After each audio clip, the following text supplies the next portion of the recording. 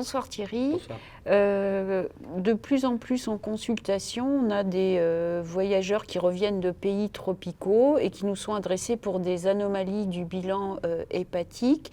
Est-ce que tu as des conseils à nous donner pour ne pas passer à côté de certains diagnostics? Comment on doit orienter notre interrogatoire?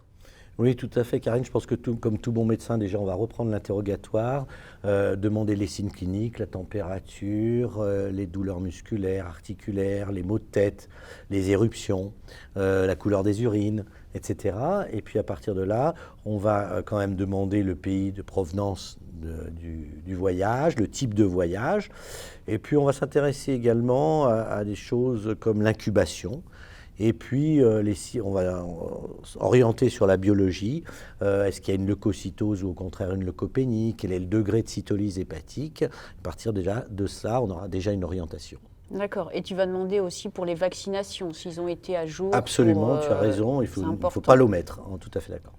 Donc, en fonction de l'incubation, si elle est courte ou longue, effectivement, on va pouvoir évoquer différents diagnostics. Voilà. Donc, si on a une incubation longue, supérieure à 15 jours, on va plutôt penser à la fièvre typhoïde, donc qui va associer une fièvre, comme son nom l'indique, souvent des troubles digestifs, soit diarrhée, constipation, et un grand état de fatigue, une somnolence, une torpeur.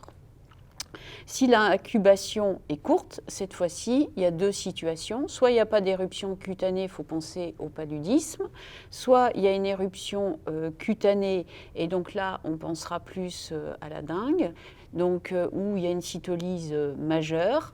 Et s'il n'y a pas d'éruption cutanée, mais une suffusion hémorragique, il faut penser... Conjonctivale. Conjonctivale, bien sûr. Il faut penser à la leptospirose. Exactement. Tu es d'accord avec ces quatre orientations? Tout à fait d'accord.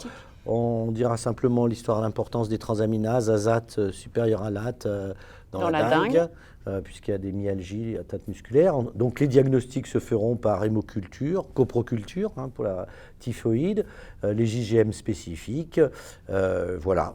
Quant au traitement, le traitement il va être adapté en fonction du type de pathologie. La dengue est une arbovirose, comme le chikungunya ou le Zika. Donc c'est un traitement symptomatique. Traitement symptomatique. A contrario, la leptospirose est liée à une spirochète, donc une bactérie, et il en est de même de la typhoïde, Salmonella typhi et paratyphi, et donc ce sera un traitement antibiotique.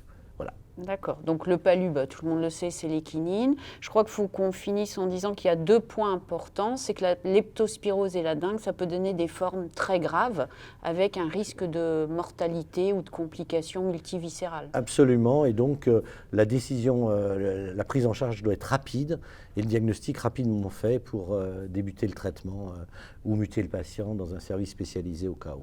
Donc voilà. L'interrogatoire est fondamental et être très réactif. Voilà, exactement. Merci Thierry. Je t'en prie, merci.